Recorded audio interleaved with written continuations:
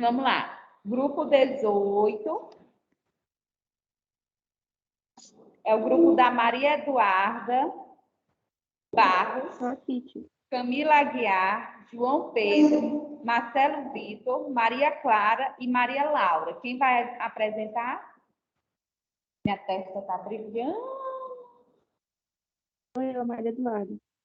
Maria Eduarda Barros, né? E professor, tem que deixar o site aberto, hein? Dá pra marcar presença ou não? Não, pode fechar. Depois que Tá marcar a bom, presença. valeu.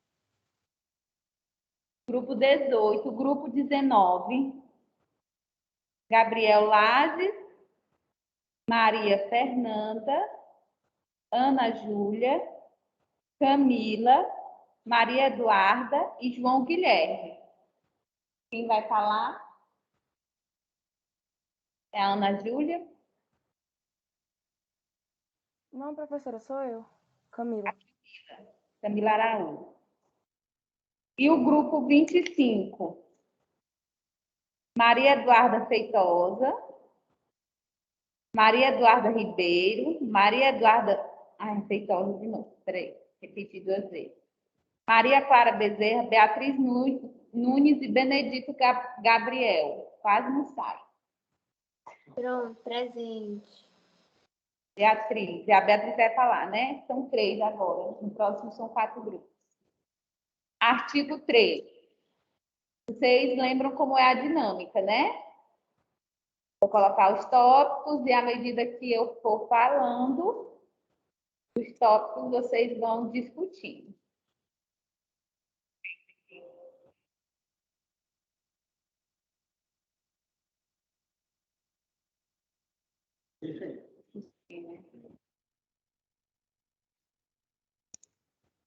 Deixa eu só disponibilizar aqui os slides.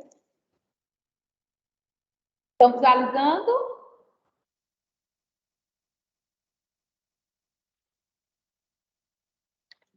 Sim.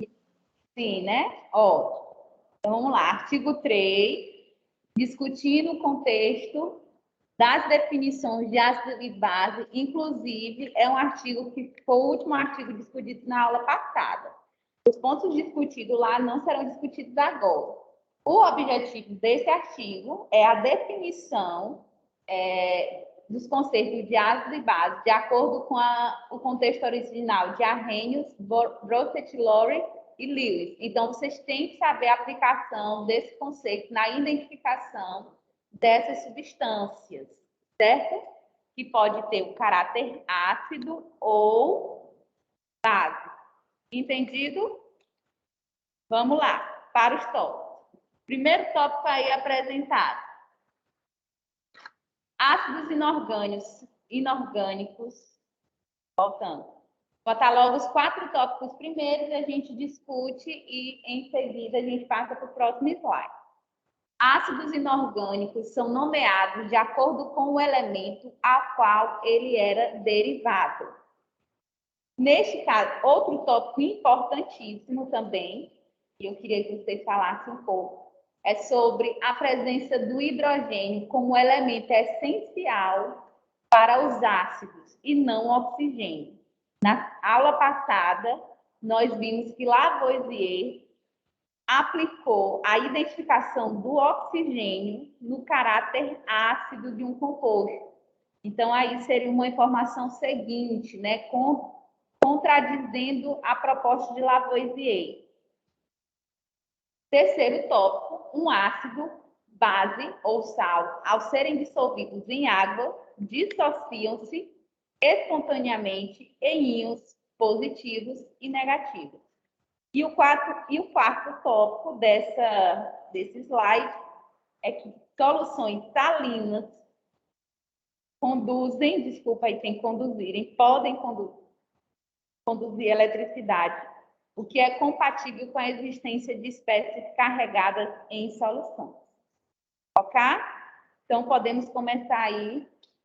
Fica a critério de vocês aí dizer quem vai começar a discutir esses 4 tópicos. E vai ser diferente da semana passada, né? Que eu ia falando o tópico e vocês iam discutindo.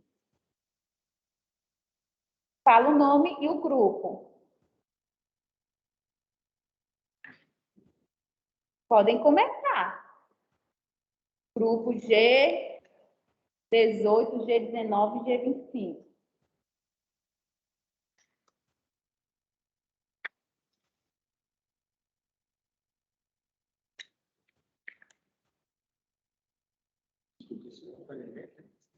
Eu posso começar.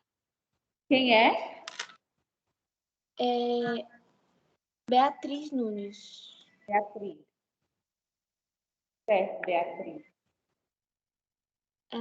Primeiro, vale ressaltar o conceito de ácido e base, né? Que são funções inorgânicas e são muito importantes para os seres vivos. Mas, de acordo com Arrhenius, os ácidos, eles são substâncias que, em solução aquosa, eles liberam íons positivos de hidrogênios através da ionização. E as bases, elas também são substâncias que, em solução aquosa, liberam... Não. As bases, elas liberam íons negativos por meio da dissociação iônica, mas também em meio aquoso, que é o que Arrhenius citou. E também vale ressaltar que ele parte de um ponto de vista onde ele propõe que ácidos e bases são como algo material. Eu acho que é isso que eu queria falar. Sobre as soluções salinas que conduzem eletricidade pela presença desses íons positivos e negativos, você tem alguma coisa a relatar?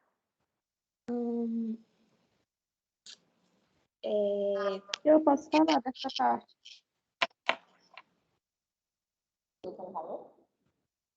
O que foi, Beatriz? A Maria Eduarda. Maria Eduarda. Maria Eduarda é do mesmo grupo da Beatriz, né? Não, eu sou do 18. Porque no grupo da Beatriz tem a Maria Eduarda. Sim, no grupo 18. Sobre o tópico 3, a princípio, o Arrhenius ele fala sobre dissociação iônica e ionização. No caso dos ácidos, eles só têm ionização, que corresponde à formação de íons que não existe na substância molecular. Já as bases e os sais, eles só têm dissociação iônica, que corresponde à separação de íons já presentes na substância iônica. E a respeito das soluções salinas, a teoria da dissociação de Arrhenius fala sobre isso, que segundo Arrhenius, algumas substâncias apresentam a capacidade de conduzir corrente elétrica quando fundidas ou em solução aquosa e outras substâncias, a capacidade não era observada. Aí ele concluiu nas soluções salinas, que são são carregadas positivamente com os cátions, negativamente os ânions. E eles permitem o fluxo de elétrons. É isso. E o que seria uma solução, Maria Eduarda? O que seria uma solução? Qual é o conceito de solução?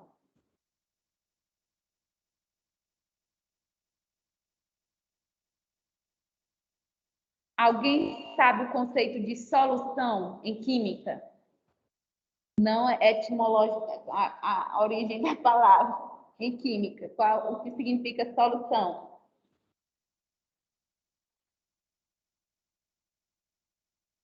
Alguém do primeiro ano, sem ser dos grupos?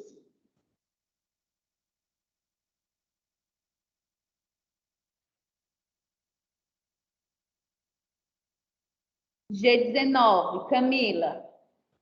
O que é solução, Camila? O que é uma solução? Para que a gente possa compreender se isso influencia de alguma forma para essa propriedade, que é a condução de eletricidade, que inclusive vocês fizeram uma prática com o Juniel um ano passado, com o material do Bernoulli. Alguém sabe o que é uma solução? É um sistema formado por misturas de várias substâncias?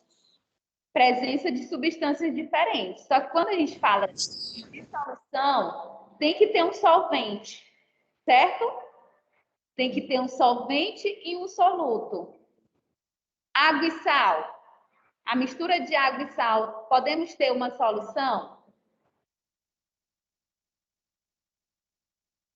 A mistura de água e sal é uma solução?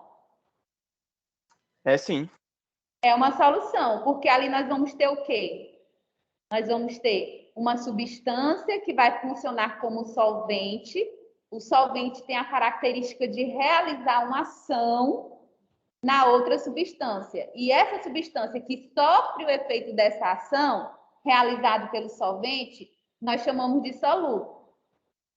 Então, o conceito de solução é a presença de substâncias diferentes em que ocorre a interação entre elas ou ocorre a dissolução de uma substância a outra, no caso, água e sal. Nós vamos ter um solvente que realiza a ação de dissolver e vamos ter o sal que, no caso do exemplo que eu falei, o sal que vai ser o soluto, que vai sofrer a ação de ser dissolvido. Um exemplo aí rápido de outra solução, além de água e sal. E não esqueçam, né, que solução são misturas homogêneas. Nós vamos ter as misturas homogêneas, as heterogêneas, e dentro das misturas homogêneas, nós temos a característica, a classificação de solução. Então, rápido aí, além de água e sal O dissolvido. álcool e a água, professor. Álcool e a água, muito Água e bem. açúcar também. Água e açúcar. Só que no tópico 4 está dizendo assim, soluções salinas. O que lembra a palavra salina? Sal. Sal. Então, os sais, eles são dissolvidos pela água, né? Porque quando a gente fala de condução de eletricidade, o solvente é a água. Esses sais serão dissolvidos pela água. Esse processo de dissolução vai favorecer a existência de espécies carregadas, que serão os íons. Quais são os íons que vocês estudaram? Um dia na vida vocês estudaram os íons. Quais são eles? Os cátions e os ânions. Os cátions e os ânions. Vocês estudaram esses íons. E esses íons são gerados justamente pela presença da água como solvente, que vai atuar separando esses íons que estão ali juntinhos por meio de uma força eletrostática. Por isso que as soluções salinas. E aí nós temos esses sais, que na aula passada nós vimos que esses sais não seriam considerados funções de acordo com os conceitos que foram estudados, né? Porque nós temos as funções sendo classificadas de acordo com o seu comportamento e de acordo com sua constituição. Em relação ao comportamento, nós vamos trabalhar ácido e base. Em relação à constituição, aí nós podemos identificar que esses sais são aqueles que são formados por cátions e ânions. Geralmente, ligações iônicas geram compostos iônicos que, em meio aquoso, separam esses íons, que é o processo de dissociação, que geram espécies carregadas, e essas espécies carregadas vão favorecer a condução de eletricidade. Ok? Isso acontece com ácidos e bases também? Por mais que ele não tenha mencionado aí soluções ácidas e soluções básicas, esses ácidos e essas bases, elas podem conduzir eletricidade com a presença de um solvente, no caso, a água.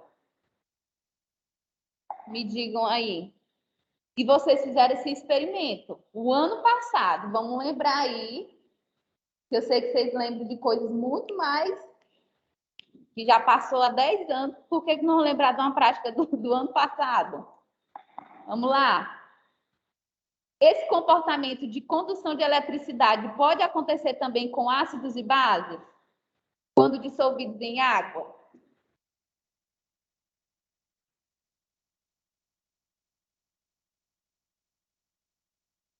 Minha gente, hoje os grupos estão mais calados do que o quê? Mais calados do que? Eu não tenho nem algo para comparar o silêncio de vocês.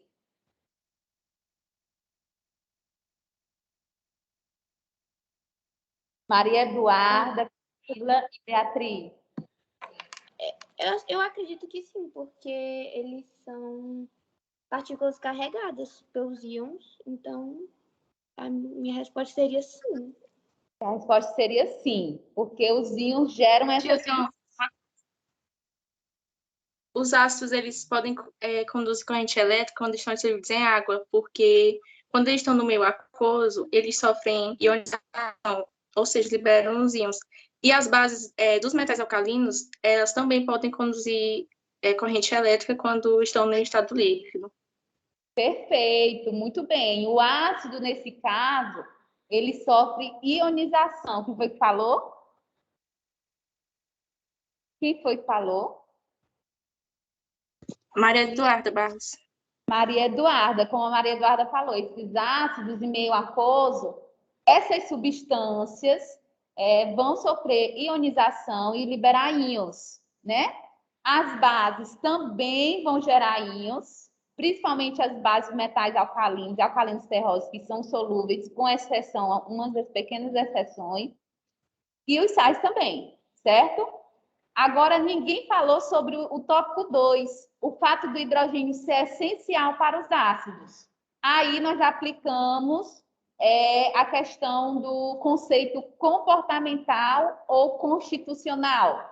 Quando eu falo que o hidrogênio é essencial na fórmula molecular de um ácido.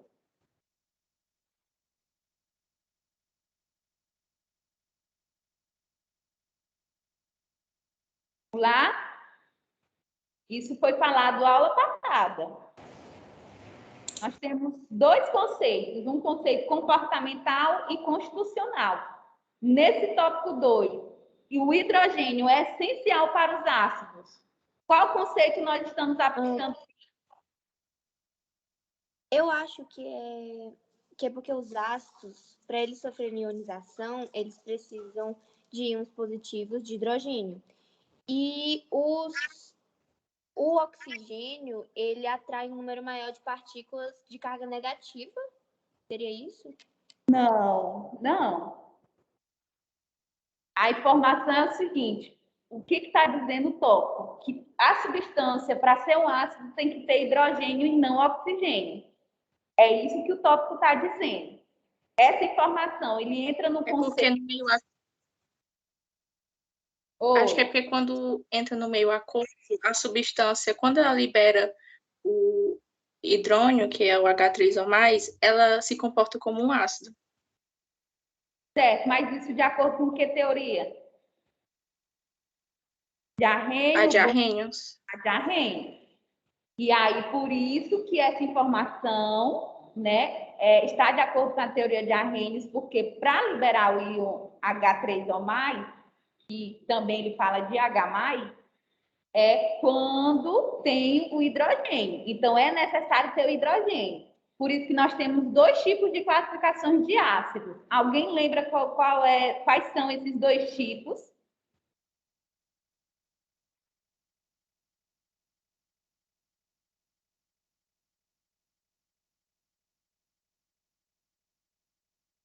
Quais são esses dois tipos de ácidos? Podem ser fortes e fracos. Não, isso aí é o caráter. É a classificação. Monoácido, diácido, triácidos. Aí também não. Aí seria também entra no caráter de mais forte ou mais fraco, de acordo com a quantidade de hidrogênio ionizado. Não entra. Tia, não. seria voláteis e fixos? Não. De acordo com o tópico 2, não seria isso aí. Tá quente. Vamos lá? Hidrácidos e oxiácidos. Perfeito! Hidrácidos e oxiácidos. Os hidrácidos são aqueles ácidos que têm o hidrogênio. Os oxiácidos, além de terem o hidrogênio, precisam ter o oxigênio. E esse oxigênio precisa fazer uma ligação covalente com hidrogênio, porque ele é altamente eletronegativo e facilita a ionização, a liberação desse íon H+ para o meio quando estão reagindo com água. Ok? Alguma coisa a falar? Algum grupo quer completar alguma coisa? Estou achando vocês meio tímidos.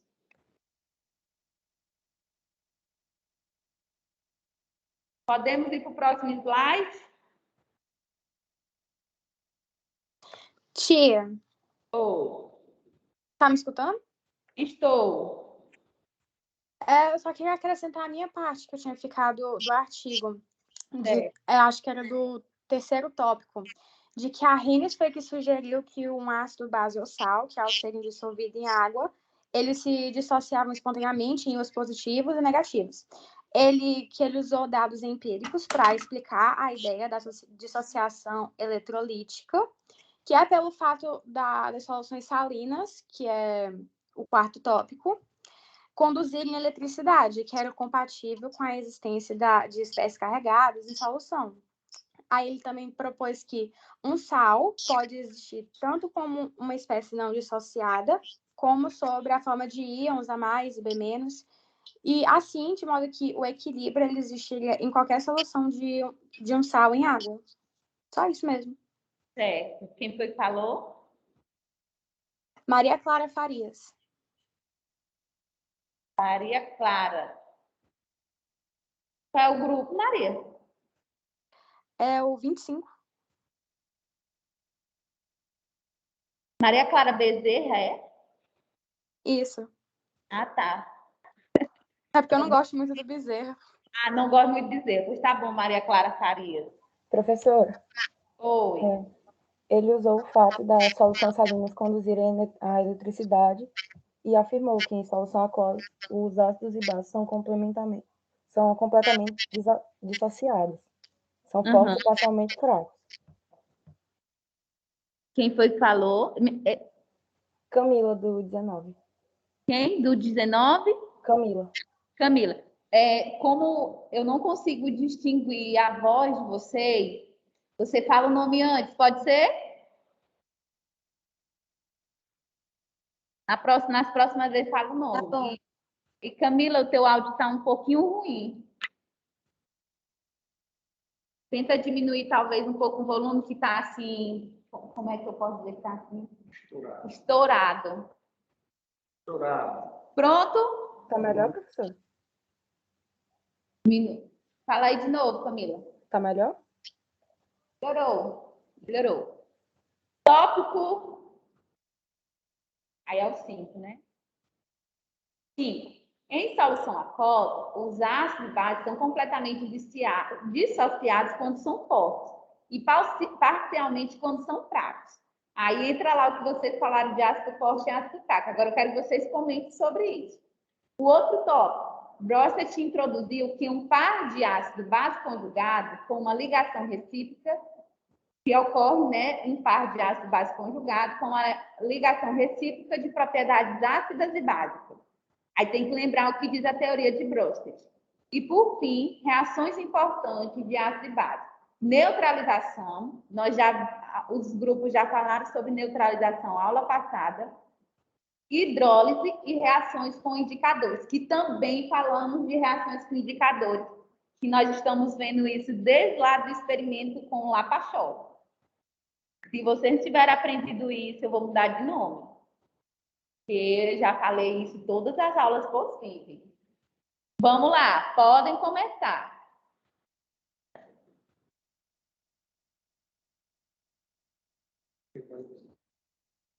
Tia, posso começar pelo primeiro? Que é a Maria Clara. Certo, Maria Clara, pode. Em solução aquosa, os ácidos e bases são completamente dissociados quando são fortes e parcialmente quando são fracos. Eu só queria falar que foi com isso, né, que Arrhenius, ele deu uma interpretação iônica à condutividade elétrica, usando a ideia de dissociação iônica para explicar os valores similares dos calores de neutralização que os ácidos clorídrico, bromídico e nítrico geravam quando misturados com hidróxido de sódio. Certo. Quer falar logo dos outros tópicos, Maria? Não quero, não. Não? Alguém mais?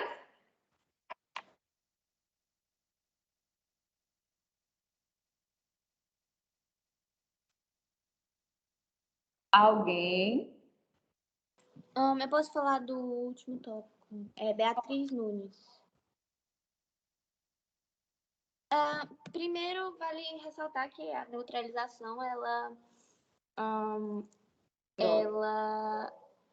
as reações de neutralização, elas são aquelas que todos os hidrogênios ionizáveis de um ácido, eles vão reagir com o hidróxido de uma base. E elas ocorrem quando um ácido e uma base reagem,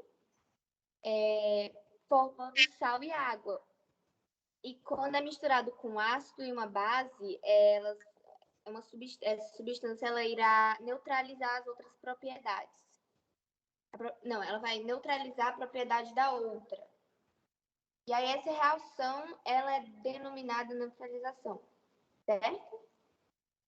Uhum. E reações com ouro?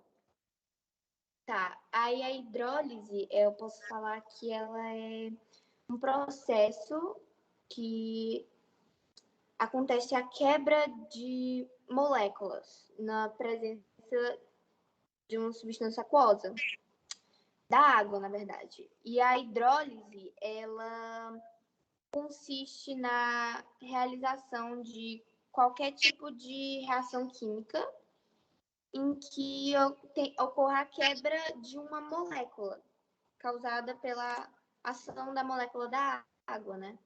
Uhum. Muito bem. E as reações de indicadores, eu acho que eu não tenho nada para acrescentar. Não? Vocês lembram qual é o conceito da teoria de Brust lá? De Arrhenius é o quê? Ácido libera o íon H+, ou H3O+. A base libera o íon OH-. Isso é o de Arrhenius. E meio aquoso, precisa ter água. E a de Bronsted? O ácido é quem doa H+, e a base é quem recebe H+. Certo? Então, se o ácido que doa H+, ele doa para alguém. Ele doa para uma substância. E essa substância que vai receber esse H+, ela vai se tornar um par conjugado deste ácido que inicialmente doou. Ok? Então, se eu tenho uma substância HX, essa substância HX libera o íon H+ para outra substância Y, esse Y que recebe o H vai se tornar HY. Então, vai se tornar um ácido conjugado desse ácido original. Então, é essa a relação do Bronsted. Entendido? Tudo bem. Só teve 2 grupos que falou. Está faltando um grupo a falar.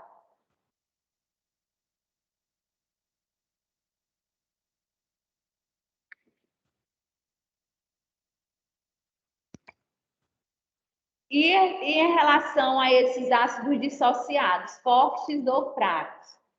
Quanto maior a quantidade desses hidrogênios retirados de uma substância, mais íons H+ vai ter a substância, a mistura ou a solução, certo? Então, quanto mais íons H+, isso quer dizer que aquela substância liberou com muita facilidade esses íons. Se libera com facilidade, esse ácido é considerado um ácido forte. Se esse ácido... Tia, Oi. eu sou do grupo 19 e eu queria falar. Diga. Peraí.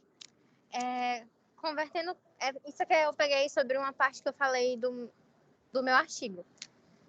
Convertendo com as ideias de Bronsted, ele possibilitou outro ponto de vista, propondo uma definição com base no papel dos íons hidrogênio em sistemas ácidos e base.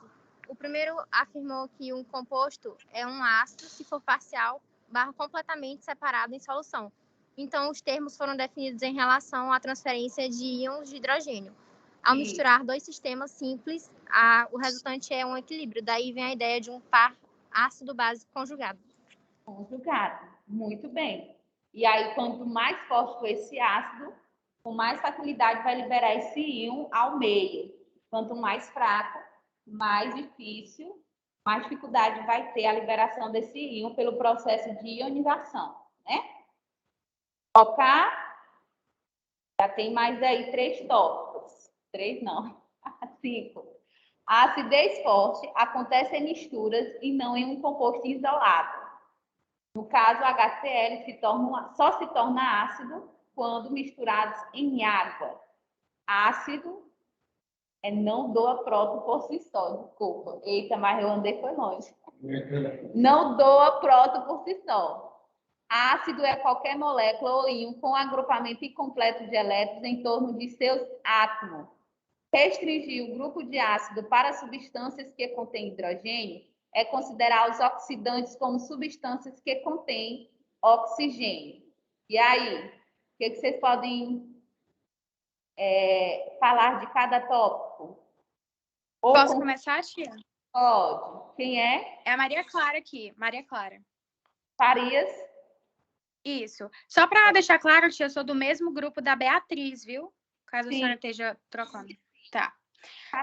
Eu queria falar do ácido não doa próton por si só, porque não existe essa história de que o ácido não doa próton, entendeu? Não é um negócio voluntário. Porque o uso da palavra doar, ela dá uma falsa ideia da ação de que um ácido vai dar, de algum jeito, o próton, como se fosse expulso da força interna do átomo. Não vai acontecer isso.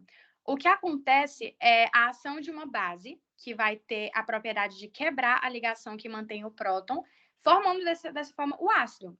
E assim é possível definir o ácido como uma substância em que o próton pode ser removido por uma base e a base como uma substância que pode remover o próton de um ácido. Muito bem, perfeito. Eu não vou nem falar nada, porque está muito certo. E essa parte aqui, que o HCl só se torna ácido quando misturado em água? Está correto isso aí? Tem no artigo essa informação?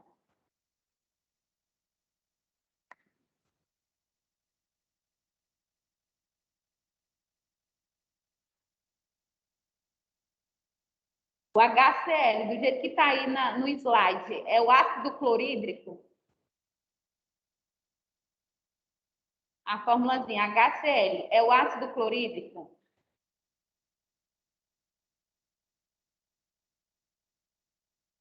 É?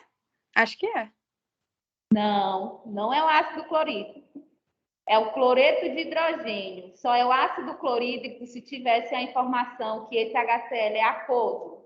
Se tivesse aqui um parênteses, ó. Aquoso. Se não tiver água, ele não é um ácido. Ele é apenas o cloreto de hidrogênio. Porque não, ele é mais gasoso. É porque esse processo, o comportamento da substância é que entra o conceito comportamental, que é o correto, né? É como a substância se comporta em um determinado meio.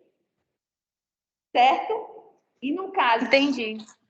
Só ocorre a formação de um ácido quando libera esses íons H+. Certo? HCl, quando vocês verem que não vai ter nenhuma informação, ele é apenas o cloreto de hidrogênio. O comportamento dele é quando ele estiver em um determinado meio, que no caso é o meio aquoso. Então, olha o primeiro tópico. A acidez forte acontece em misturas. Então, aí a gente pode avaliar se é um ácido forte ou fraco. A gente não pode avaliar quando o composto é isolado, certo? Porque esse caráter ácido ou básico é a liberação dos íons H+ de acordo com Arrhenius, ou dos íons OH- de acordo para a base, né? Tia, com licença, eu queria falar aqui. Lewis definiu um ácido como qualquer molécula ou íon com agrupamento completo de elétrons em torno de um de seus átomos. Dessa maneira, esse átomo era capaz de aceitar um par de elétrons de outro átomo. O átomo doador seria um íon ou a molécula denominada de base. Por Lewis. Tudo bem. E o final aí? Ácidos são substâncias que contêm hidrogênio. Isso não Esqueci de está... falar meu grupo e meu nome. Oi? Aqui é a Maria Fernanda do G19. Certo, G19. Ácidos, eles não só são aquelas substâncias que têm hidrogênio, porque se a gente falar disso, nós estamos levando em consideração só o conceito constitucional. E se essa informação a gente levar como verdade, nós vamos considerar apenas que as substâncias oxidantes são as que contêm oxigênio. E vocês viram lá no balanceamento por oxirredução que tem substâncias que sofrem oxidação, não necessariamente tem oxigênio. E as substâncias que realizam a oxidação não têm oxigênio. Isso depende muito do comportamento e do meio onde essa substância se encontra. Alguém quer falar alguma coisa mais? Por fim, nós teremos aí a relação dos ácidos e açúcares com bactérias causadoras de cárie. Vamos passar aqui para o Marcos. Boa tarde, pessoal. E aí, o que é que vocês têm a me dizer com relação a essa última pergunta aí, essa última problemática? Qual a relação dos ácidos e açúcares com as bactérias causadoras da cárie? É isso? Já que cárie é uma das patologias causadas aí por bactérias. Vamos lá? Faz da mesma forma que a Laíra estava conduzindo, você identifica, porque tem uns que eu conheço a voz, mas nem todos. Identifique-se e aí faça o seu comentário. Não é algo muito difícil que a gente entende, inclusive, na aula passada. Mas vamos lá. Posso começar? Pode, sim. Quem é? É a Maria Clara Farias. Vamos lá, Maria Clara. Qual a relação dos ácidos e açúcares com as bactérias causadoras de cáries? Alimentos ácidos e alimentos que são ricos em açúcares, eles acabam propiciando a diminuição do pH bucal. E com isso, bactérias começam a surgir nessa região, o que a torna mais sensível e propicia a futuros problemas de saúde, como é o exemplo da cárie. E aí, de primeira, pode ocorrer aquela chamada erosão ácida, que provoca a deteriorização da primeira camada dental, que é denominada esmalte, e que pode desenvolver a sensibilidade dentária e outros problemas bucais. Certo, Maria Clara. Obrigado. Alguém mais, gente, quer falar alguma coisa? Relacionar, por exemplo, com a forma nutricional dessas bactérias, qual seria o aspecto nutricional aí? O que essa bactéria está realizando do ponto de vista metabólico com esse açúcar?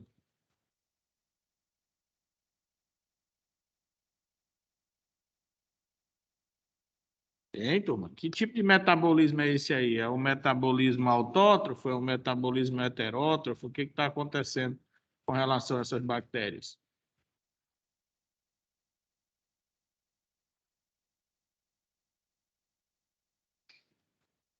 Os outros grupos?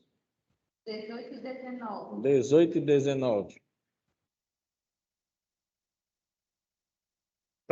Se não quiserem falar a mesma coisa, se manifestar nessa linha que eu estou perguntando. O aspecto nutricional da bactéria.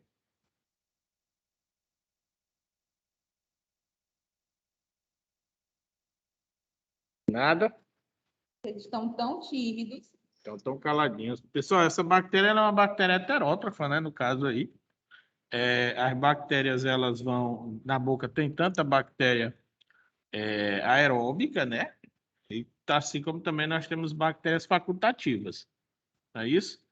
E, na verdade, a relação entre as bactérias aeróbicas e facultativas, a aeróbica ela compensa o crescimento da colônia bacteriana anaeróbica durante o dia. Mas e à noite você tem uma proliferação maior de bactérias anaeróbicas, não é isso? Por conta da diminuição da salivação, tá entendendo? Que é o que vai oxigenar esse meio das aeróbicas, tá? Por isso que você tem aí também uma proliferação muito grande de bactérias anaeróbicas facultativas no período noturno, tá bom? Não necessariamente ficar com a boca fechada auxilia, né? Não necessariamente, porque independente de você estar com a boca fechada, a salivação ela diminui, porque para impedir um engasgo, alguma coisa nesse sentido. Entendi. Nosso cérebro já já tudo isso, né? já programa para tudo isso. Meu Deus. já está tudo no esquema. Agora, quando o sujeito tem algum problema respiratório aí que ele vai dormir com a boca aberta, aí já essa salivação ela não diminui tanto. É tão tal que tem um aspecto do sujeito estar salivando enquanto dorme. Às vezes quer se engasgar, tem a questão relacionada a refluxo, a apneia. Tem algum mecanismo de defesa. Exatamente. Sim. Bem, pessoal, e quais são as formas de prevenção aí de profilaxia, de prevenção relacionado aí com essa proliferação de bactérias em excesso? O que vocês viram nessa linha? Quem pode se manifestar? Além da Maria Clara, os outros grupos? Eu sou do mesmo grupo da Maria Clara, posso falar? Pode sim, por favor. Não, uma maneira de evitar é controlar o consumo de alimentos com açúcares e rico em ácidos.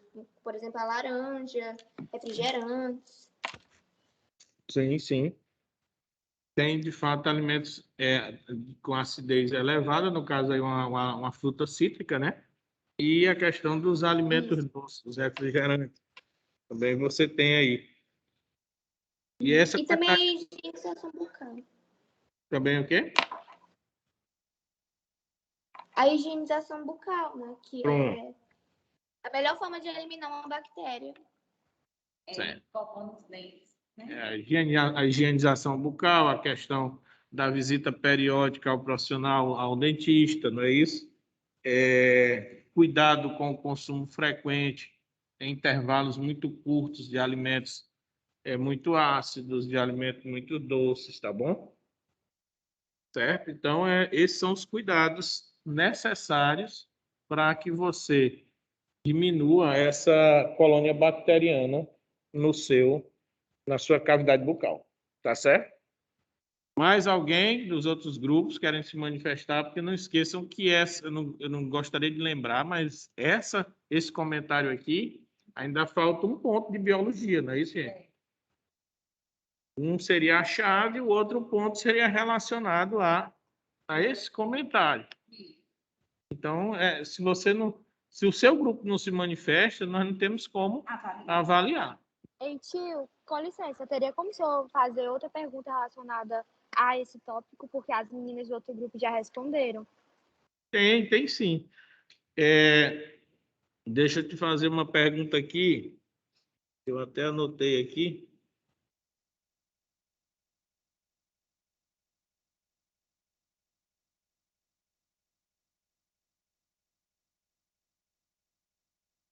Relacionando aí com a química, por exemplo, quando você diz que os alimentos adocicados, não é isso? Eles são alimentos preferidos das bactérias, no caso aí. E eles, além de serem alimentos preferidos, as bactérias, após o consumo deles, elas liberam ácidos na cavidade bucal, tá certo? E essa alimentação aí, com essa liberação de ácido, as meninas já falaram que ocorre uma redução do pH. Mas vocês viram aí qual seria essa referência de redução de pH, esse número? Reduz de quanto para quanto? Altera de quanto para quanto? Chegaram a ver alguma coisa nesse sentido?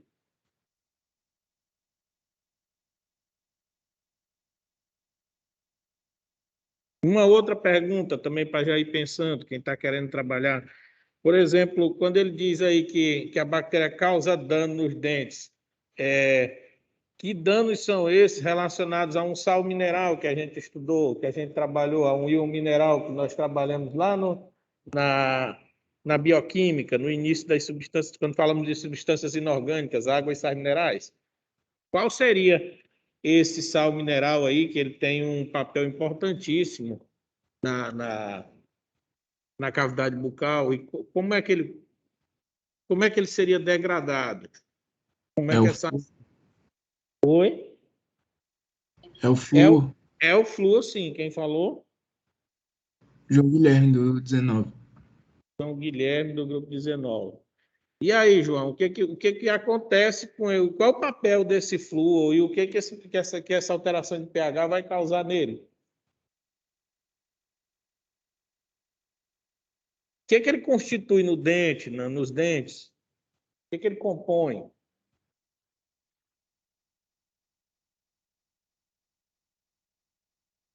Lembra, não?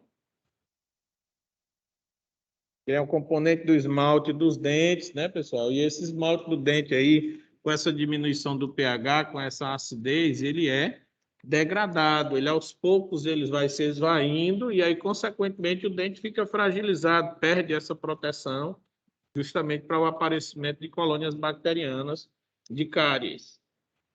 Tá certo? E a primeira pergunta também, quando eu falei aí com relação à redução do pH, é justamente porque você ia ver que ocorre uma redução para um pH inferior a 4, tá? E é um pH ácido por conta dessa acidez liberada pelas bactérias que consomem os açúcares. Pronto, sem mais manifestações. Vocês me dizem. Podemos seguir? Prosseguir.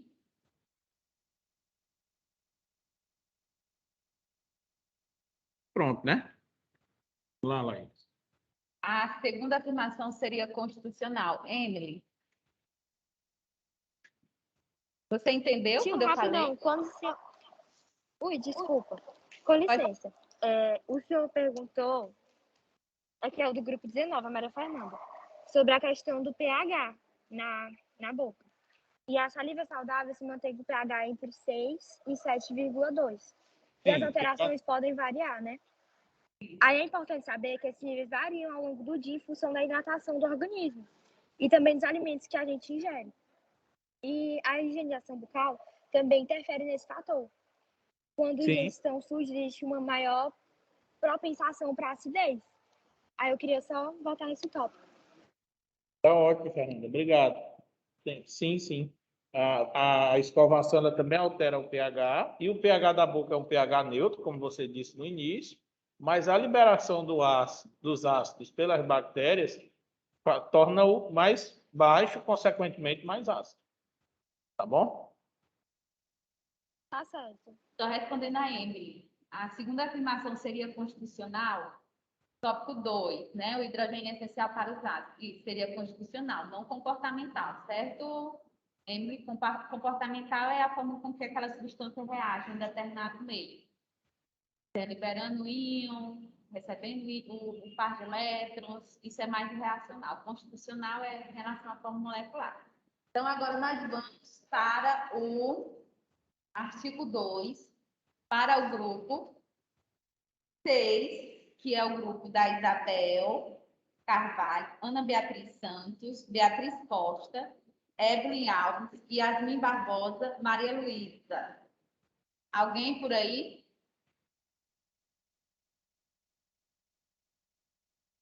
Ninguém, né? Então, o grupo 6 tem nota.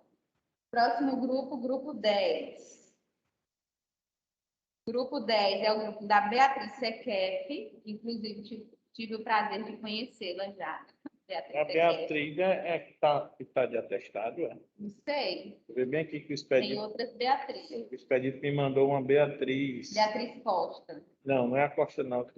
Eu tive com ela hoje pela manhã. João Pedro, Marina Guanieri, Heloísa Cortez. Sim. Alguém do grupo 10? Uma delas, ó. Beatriz Sequer Souza Tá de Fontinelli de atestado, né? Araújo. Está de atestado. Ele me mandou isso ontem. Grupo 10, alguém? Ninguém. O 10 também vai ficar sem a nota, né? Tem como a gente avaliar. Grupo 14, Tárcio Gabriel, João Vinícius, Osmar Antônio, Paulo Henrique, João Gabriel e João Antônio. Alguém do grupo 14? Ninguém também do grupo 14. E o grupo 15, João Marcelo, Jaime, Eduardo, Arthur Mota, Pedro Lucas. Alguém do grupo 15? Presente. João Marcelo, grupo 15. Marcelo, eu pensei que ia ser o artigo que não ia ter ninguém para discutir. Então, vamos lá, João Marcelo, vai ser eu, você e o professor Márcio conversando e os demais colegas aí participando desse diálogo maravilhoso. Mas deve ter mais algum dos meninos aí do grupo do João, Do sei não? João, que quiser participar também, certo? Jaime, Eduardo e Arthur, Pedro Lucas. Combinado? Artigo 3. E em seguida nós teremos aí as apresentações. Tomou ontem? Que dia foi? Foi ontem. Oh, coisa boa. Teremos aí a participação. Até com febre lá em casa. Eu parei. Tá. Depois da apresentação, né?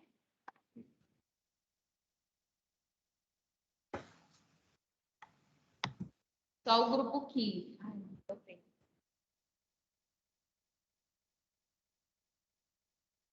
Vocês estão cientes que se não participar da discussão, não tem como a gente não avaliar, né, gente? O artigo 2, como nós também já discutimos na aula passada, já o 2 não, foi o 1 e o... Deixa eu recordar. 2 é a primeira vez. Isso.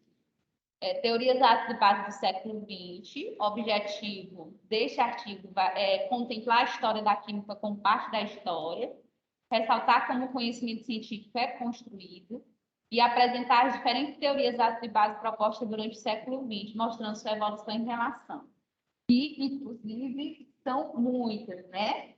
Vocês veem apenas 3. Na verdade, no primeiro ano, vocês só veem uma, que é a teoria de Arrhenius. E lá no segundo ano, quando começa a química orgânica com o professor Romero, vocês têm a oportunidade de ver a de Brochet-Louro e de Lewis, né? Quando estudam reações. Mas aqui a gente não precisa de saber de toda, mas compreender um pouco da contribuição dessas teorias para que hoje a gente possa ter essa diversidade de informação aí acerca dessas funções e do comportamento dessas substâncias, principalmente o comportamento, né? O meio com a forma com que essa substância se comporta diante de uma reação, que é o que nos norteia, né? Até no medicamento, quando você consome, você tem que entender como aquele medicamento vai reagir no seu organismo. Então, essa identificação dessas substâncias, né, mostrando a evolução, é para que a gente possa compreender também, principalmente, o efeito no nosso corpo, né? E é bem legal isso aí, porque, às vezes, uma dipirona que você toma, o seu organismo funciona de uma forma diferente, né? Porque o comportamento diferencia, porque muda muita coisa, né, Márcio? Sim, sim. A forma de alimentação da pessoa contribui, né? Tipo, o meu pai ele tem alergia a dipirona, né? E isso vai todo comportamento. Pode estar ligado à genética da pessoa, essas alergias ou não? E agora? É extremamente importante você saber medicamentos. É tão tal que quando você chega em uma urgência, em um hospital, uma das perguntas de praxe do profissional de saúde é saber se você tem alergia a algum tipo de medicação. Existem anti-inflamatórios e analgésicos que eles são comuns, prescritos de maneira comum, como, por exemplo, a dexametasona, que é um anti-inflamatório que é muito usado. A questão da própria dipirona intravenal, questão do remédio para dor, como o Tilatil, Tilenol. o Tramol, esses remédios eles são muito utilizados. Então, se você tem uma reação alérgica e já identificou essa reação, você passa para o profissional médico e ele vai procurar uma outra via, um outro composto, outra composição química. Que isso tudo é reacional, né? Tudo são as reações que a gente vê fora do nosso corpo e dentro do nosso corpo, Sim. né? Então, vamos lá. Então, como tópicos da discussão, nós teremos o primeiro tópico aí, a teoria da dissociação eletrolítica, que inclusive já foi falado no artigo anterior, que é a teoria de a neutralização é a reação entre duas espécies únicas que produzem a água, que já discutimos. Teoria restrita à água, no caso, que teoria é essa que vai ser restrita à água? Sendo que, em alguns casos, foi possível estendê-la a outros solventes e em sistemas sólidos não havia possibilidade de aplicar, né? Como nós vamos falar de uma diversidade de teoria, né, eu queria que falasse um pouco sobre esse tipo de teoria restrita. E críticas à teoria de base, processo de neutralização como uma transferência de elétron, não como uma adição. Era um exemplo. Pode começar, João Marcelo e companheiros. Essa teoria da dissociação eletrolítica, eu acredito que se refere à teoria de Arrhenius, que diz que basicamente ocorre na água e que no meio aquoso o ácido produz íons H+, enquanto a base produziria o OH-. Uhum. Aí, com relação ao último tópico, que seriam as críticas de Werner, que ele criticou a teoria do Arrhenius. Uhum. Basicamente seria isso. Ele interpretaria a neutralização, ácido-base, não como adição, e sim como transferência. Certo. Essa transferência de elétrons, João Marcelo, você associa a que outro tipo de teoria? Eu estou falando de uma mais importante no primeiro ano e duas importantes no segundo ano, lá na química orgânica. Melhor falar, transferência de par de elétrons. Uma é a Arrhenius, que eu tenho certeza que vocês não vão esquecer nunca mais. Não é possível. Falando toda quarta-feira do nome Arrhenius, teoria de Arrhenius, liberação de H+ em meio aquoso, ácido e base em meio aquoso ou H-.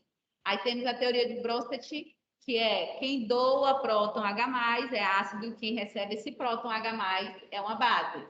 E tem a última, João Marcelo, que é a de transferência de par de elétrons, que é a de Lewis. Né? Ocorre uma transferência desses pares de elétrons. Quem é ácido doa esse par de elétrons, quem é base recebe esses pares de elétrons. Então, essa neutralização, ela derruba um pouco daquele conceito de Arrhenius, por isso que eu coloquei o tópico anterior, onde a teoria vai ser restrita à água.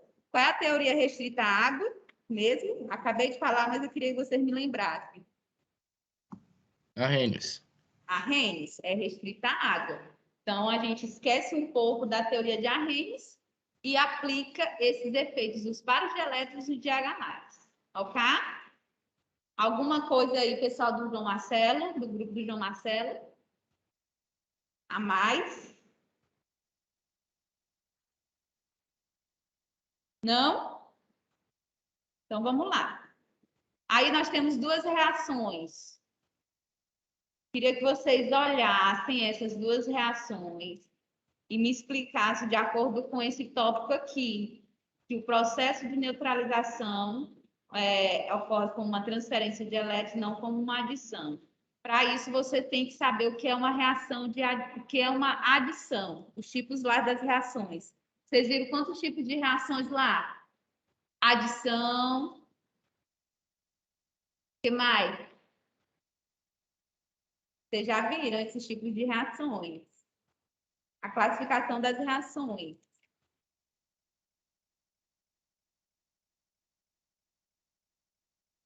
Essas reações aqui são reações de transferência ou reações de adição. E por quê? A2, A3 e A4. Que é uma reação de adição.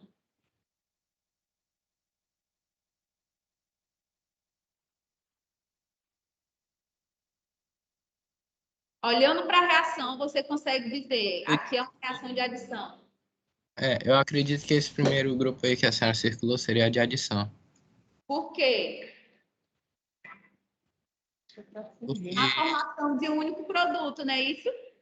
sim. A formação de um único produto, a adição, BF3 reagindo com KF para formar o KBF4, é a reação de adição. Qual a diferença desse BF3 reagindo com o KF aqui na reação 5? Nessa reação a gente percebe a transferência de elétrons. Isso, porque nós temos a geração aqui de íons. H mais e menos, não é isso? Então, isso aí acaba neutralizando, né? Acaba neutralizando. Muito bem. No caso aqui, a carga, né? Aqui também é a neutralização de cargas, ok? Então, reações que vocês viram de simples troca, de dupla troca, de decomposição e de adição. Essas são as 4 mais importantes que vocês não devem esquecer nunca mais. Pode esquecer o nome da professora Laís, mas não pode esquecer os 4 tipos de reações. A adição, quando tem dois reagentes produzindo uma única substância. Nós temos a de decomposição, onde tem uma substância produzindo 2 substâncias diferentes, se decompondo. Temos a de simples troca, onde apenas um elemento vai mudar de posição para formar um novo produto. E a de dupla troca, que os elementos presentes na fórmula, né, na substância, vão mudar de pares. E aí forma compostos diferentes. Um exemplo muito simples de uma reação de dupla troca é uma reação de um ácido com uma base. HCl mais NaOH. Reage formando o quê? Formando o NaCl, que é outra substância, mais água. Então, ocorreu aí uma troca entre os elementos para a formação de novos produtos. Dupla por quê? Dupla troca. Porque foram os elementos presentes nas substâncias, né? Não foi só um que mudou de posição, que fez uma ligação diferente, não. Então, são as 4 mais importantes. Vocês não podem esquecer. As reações metabólicas são dupla troca também. Então, as reações... Respiração, fotossíntese, dupla troca. Ok? Todo solvente sofre uma alta ionização, gerando um cátion e uma base. Ácido é tudo que faz aumentar a concentração do cátion, característico, e base é o que aumenta a concentração do ânion, característico da base. Vamos lá. É só o João Marcelo que está falando mesmo, né? Bora, João. Bota quente. Agora, sobre esses 3 tópicos, dá para eles se encaixam na teoria do sistema de solventes. No caso, que falaria basicamente isso. Ele meio que generaliza um pouco a teoria de Arrhenius e diz isso, que todo solvente sofre ionização, gerando cátion, ácido e ânion. E ânion seria uma base. Uhum. E me dê um exemplo aí de um solvente que sofre uma alta ionização, João. Eu acho que pode ser a água. A água, muito bem. 2 moléculas de água vão reagir sobre uma alta ionização, que vai gerar o quê, João? Qual é o produto da alta ionização da água? Se gera um ácido e uma base, qual seria o produto para caracterizar como sendo um ácido e uma base? E qual a teoria? A teoria já disse, que é a teoria do sistema de solventes, mas... Mas qual das teorias que nós estamos estudando? Arrhenius, Lewis ou Bronsted? Deixa eu ver aqui.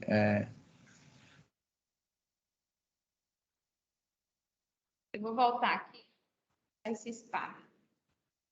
Ó, aqui eu tenho a água. Eita, mas tá bonito. Tem uma mesa digitalizadora aqui. Vai reagir aqui, João? Eita, com outra molécula de água. Vocês estão entendendo, né, minha gente? Não sou profissional aqui, não, mas vai dar certo. Pronto. Aqui está faltando os pares de elétrons. que essa geometria é uma geometria, qual é o tipo mesmo?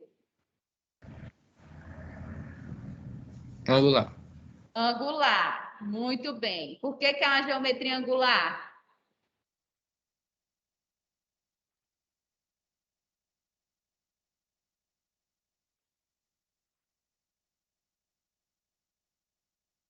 Por que eu desenhei ela assim como angular? Tá bonito. Porque o oxigênio tem 2 pares de elétrons livres. Aí ocorre uma repulsão dos pares de elétrons. Eles vão forçar essa ligação para baixo. Se não tivesse esses 2 pares de elétrons livres, a repulsão não ia favorecer essa, como se fosse essa inclinação aí da ligação. Por isso que é angular, certo? A inclinação dos hidrogênios. Isso.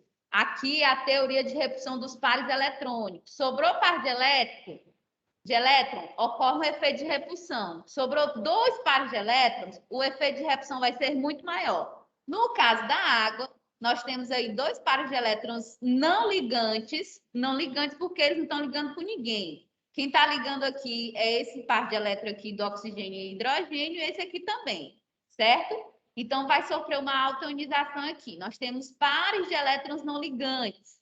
Quem é que vai favorecer a ligação e a ruptura dessa ligação covalente entre o oxigênio e o hidrogênio? Vai acontecer assim. Esse par de elétrons livres vem aqui e tira esse hidrogênio que está ligado a essa outra molécula de água. Esse par de elétrons que estava sendo compartilhado, agora vai ficar apenas para esse oxigênio. O que vai acontecer? Vai acontecer a formação do H3O+,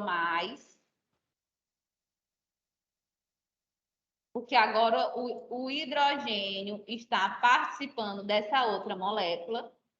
E o oxigênio Mais aqui, e OH-, né? isso, ó. Essa molécula aqui vai formar o H3O+, certo? É o OH. E vai ficar o quê? Vai sobrar aqui o OH,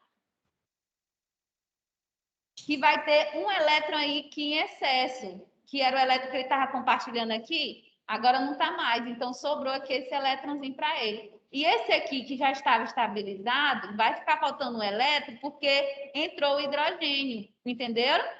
Então, a formação desses íons H3O+, e OH- entra na classificação lá do conceito de arrênios. Por isso que os solventes vão sofrer uma autoionização de acordo com a teoria de arrênios. Entendido? Entendi. Que também a gente pode aplicar a teoria de Bronsted, né? Quem doa par de elétrons. Então, essa molécula de água aqui vai doar um par de elétrons, vai funcionar como ácido. Essa molécula aqui de água, que vai receber esse H+, vai funcionar como uma base e também está de acordo com a teoria de Bronsted. Está de acordo com a teoria de Lewis? Tá. Esse par de elétrons aqui vai ser doado aqui para esse hidrogênio, então aqui será o ácido, e esse aqui vai perder, que vai receber o par de hidrogênio, vai ser a base. Então, para a autoionização do solvente, nós podemos até aplicar as 3 teorias comportamentais de ácido e base. E por isso que é importante a geometria da molécula, para você entender se vai sobrar par de elétrons livres, se esses elétrons podem ser doados, podem fazer uma ligação. Entendido? Agora o bichinho ficou no meio. Entendi. A base é a que aumenta a concentração do ânion, que é o OH-, e o ácido é o que aumenta a concentração do cátion, que é o H3O+. E essa autoionização vai gerar um cátion, que é o ácido, porque tem a formação do H3O+, e vai gerar a base, que é o ânion, porque tem a formação do OH-. Vamos lá. Formação de solvente a partir de cátions e ânions característicos. Teoria protônica. Eu já até falei, queria até que vocês comentassem, porque quanto mais você fala, mais você aprende. Estudo de sistemas fortemente ácidos, sólidos e desenvolvimento de indicadores por estes meios. E, no fim, nós temos a teoria de Lux, semelhante à teoria protônica. Vamos lá, João Marcelo? Primeiramente, a teoria protônica seria muito parecida com a de Arrhenius à primeira vista. Uhum. Eu diria que um ácido, só que no caso um ácido seria um doador de prótons, enquanto uma base seria o receptor de prótons. Uhum. Diferentemente da de Arrhenius, que precisa da água e, além disso, ela fala que ela produz. Uhum. Meu acuso. Que próton é esse mencionado por Brodsky? H+. H+. Muito bem. E, além disso, a neutralização seria uma transferência entre prótons entre ácido e base, na teoria platônica ainda. Aí ela foi importante, né, para os sistemas de ácidos, sólidos, desenvolvimento de indicadores para esses meios. E na teoria de Lux também se aproxima muito com a protônica, porque seria quase a mesma coisa, só que em vez de prótons, o H+, seria o principal, no caso seria o ânion, o O2 menos. Menos, muito No bem. caso, o ácido seria o receptor e a base seria a doadora. Aí lembra lá de Lavoisier, que Lavoisier, Lux, né, fala lá de Lavoisier, que Lavoisier informava que os ácidos tinham que ter oxigênio. Por isso que a teoria de Lux fala da teoria, considerando um ânion óxido, né? Sim. Muito bem, João. Agora, João, nós vamos para a última aí. Se o DNA e o RNA são ácidos, que teoria ácido e base é mais facilmente utilizada para explicar a acidez dessas substâncias? Porque o DNA é o desóxido, né? Ácido desoxirribonucleico. Desóxido ribonucleico. E o RNA é o ácido ribonucleico. Mas por que eles são ácidos? Qual a teoria que explica essa acidez? Peraí, eu vou pensar aqui. Vai pescar, não? Pensar. Ah, tá. Eu entendi outra coisa.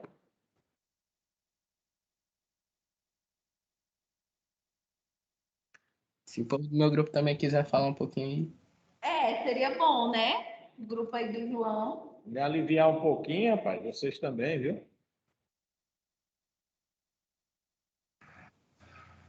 Se o DNA e o RNA são ácidos, teoria base é mais facilitada para explicar. Tá aquela do Arrhenius. Isso,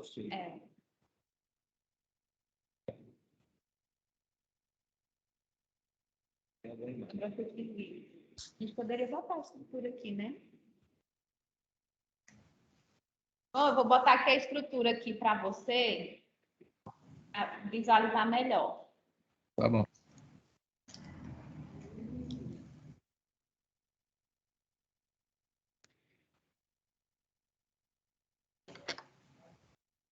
DNA tem um oxigênio a menos, né? Tem que ter estrutura molecular. Esse daí. Qual? Essa aqui? Pode ser essa, né? A ribose é desoxirribose. Na verdade, é só a pentose. É só a unidade da... É só o açúcar que compõe o ácido nucleico. Ele pode olhar só para cá. Só o açúcar.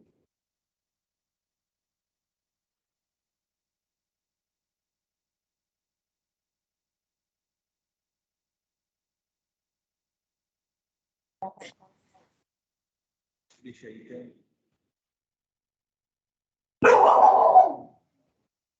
Abre a página. Onde é esse cachorro, menino? Dá comida pro bichinho, para quem tá com fome. Deixa eu ver quantos alunos tem aqui. 70, mas até agora só ouvi a voz de 4. Os outros que eu perguntei. Oi, João. Ribose e desoxirribose. Por que eles são ácidos? É só lembrar do Lapachó, minha gente. Por causa dos hidrogênios ionizados, né? João? Tá aí a molécula. O Marcos já até respondeu.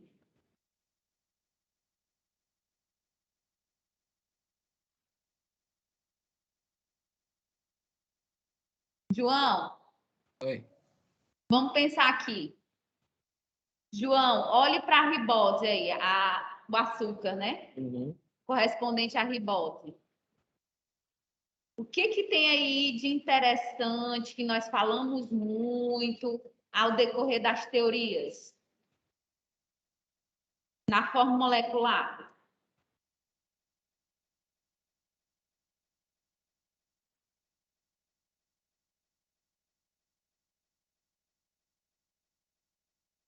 Aqui, ó. O que tem aí na forma molecular dessa ribose, desse açúcar aqui, que nós falamos nas teorias de ácido e base? De Arrhenius, vamos lá. Nós falamos da teoria de Arrhenius, que é liberando o quê, João? O H-. O ácido é H+, né? Então, eu tenho esse hidrogênio aqui, que pode entrar na teoria, tenho esse hidrogênio, tenho esses outros. Só que, quando eu falei lá dos oxiácidos, eu falei, os oxiácidos, de acordo com a teoria, de acordo com o conceito constitucional, são aqueles ácidos que têm o hidrogênio e têm o oxigênio. E para ser classificado como um ácido forte ou fraco, esse hidrogênio tem que ser ionizável. E para ser ionizável, esse hidrogênio tem que estar ligado ao oxigênio, certo? Então, imaginemos aqui. Quantos hidrogênios estão ligados ao oxigênio aqui nessa molécula? Me diga aí.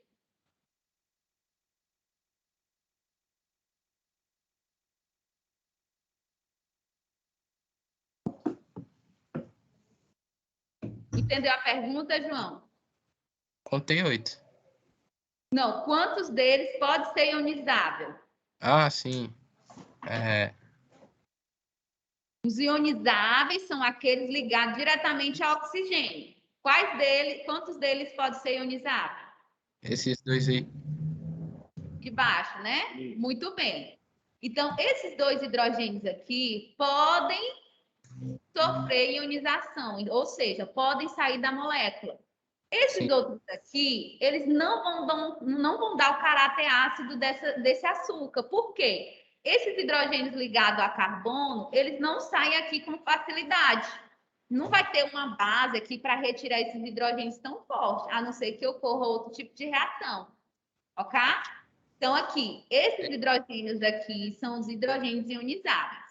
Se eles são ionizáveis, em meio aquoso, a gente pode aplicar a teoria de Arrhenius, certo? Podemos aplicar que outra teoria, João, aqui?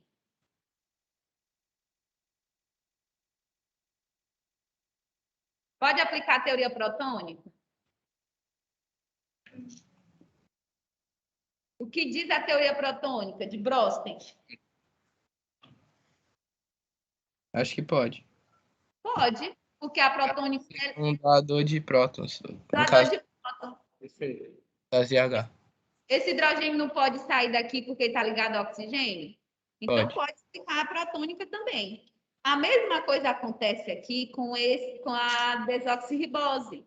Só que a diferença aqui da desoxirribose para a ribose é o que, João? Agora, qual é a diferença? O oxigênio. O oxigênio. Antes, na ribose, nós teríamos quantos hidrogênios ionizáveis? 2. 2. Na desoxirribose, vai ter quantos hidrogênios ionizáveis? Só tem? Só vai ter um. Entendeu? Então, aí a aplicação tanto da teoria de Arrhenius como de Bronsted. E mais na frente, vocês vão entender também que a de Lewis também se aplica. Entendido? Compreendido. Agora, eu poderia perguntar assim, qual das duas é mais ácida? A ribose ou a desoxirribose? Só olhando para esse açúcar aí. A pentose. Qual seria a mais rápida? Ácida. Qual seria mais o quê? A mais ácida. Ah, sim. De acordo com as teorias que a gente estudou, só olhando para a molécula. A ribose. A ribose. Por quê, João? Porque tem dois, como é? Hidrogênios ionizáveis. Perfeito. Entenderam? Os demais? Então, mas aí aplica tanta coisa. Isso aí seria só para questão de compreensão do conceito na aplicação. Por isso que o nome lá é ácido. Ácido Ácido desoxirribonucleico e ácido ribonucleico. Isso, que é uma série. Tem a pentose, aí tem o que mais para formar o DNA? Aí tem o fosfato. O fosfato está ali em que cima. está ali em cima e tem a ligação com uma base nitrogenada que ela vai entrar aqui. Vai encaixar bem aí, exatamente. Aí também entra a teoria de Lewis, porque a teoria de Lewis não está ligada só a hidrogênio, está ligada a par de elétrons, que tem um par de elétrons livres bem que no nitrogênio. Porque o nitrogênio faz três ligações, né? Perfeito. Então entra também aqui, quando tiver a estrutura da base, a gente vai ver a teoria de Lewis. Mas no momento não é algo que a gente vai aprofundar, porque nós estamos falando mais da presença do hidrogênio. E lá nas bases, nós vamos ter as bases pirimídicas, as pirimidinas. Piridinas, né? Piridinas, né? E aí vamos ter aquela base que vai ter dois anéis, aquela que vai ser simples, né? Anéis heterolíticos. Isso. Aí tem uma série de, né? Aí você classifica como se aromático, se não é, Sim. né? Pronto. João, obrigada por sua participação. Obrigada aí pela participação do grupo 15. E agora o Leonardo. Vamos lá, Leonardo. Só tem o Leonardo aí para me mostrar a chave, gente. Tem mais alguém? Agora, o problema é esse, e que eu tinha que ter entrado na minha conta, que as chaves não estão lá. Aonde? Está onde? Na plataforma. No chat. Não. Aonde? Nas atividades. Está bem aqui, ó. Tá aí? Tá. Tu já corrigiu ou já devolveu? Não, eu estou corrigindo aqui A simultaneamente. criação da... Ah, então tá aí. Aí qual é? Deixa eu perguntar aqui. Leonardo, quem foi que enviou, Leonardo? E como é um grupo, só um enviou. Foi eu mesmo. Bora lá. Procura lá no código diretamente para o nome dele, Leonardo. Aqui, ó. Cadê?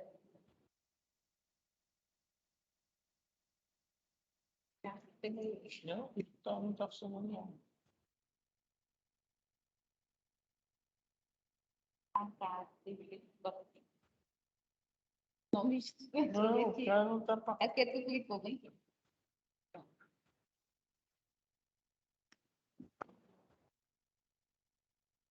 Zé Leonardo Melo.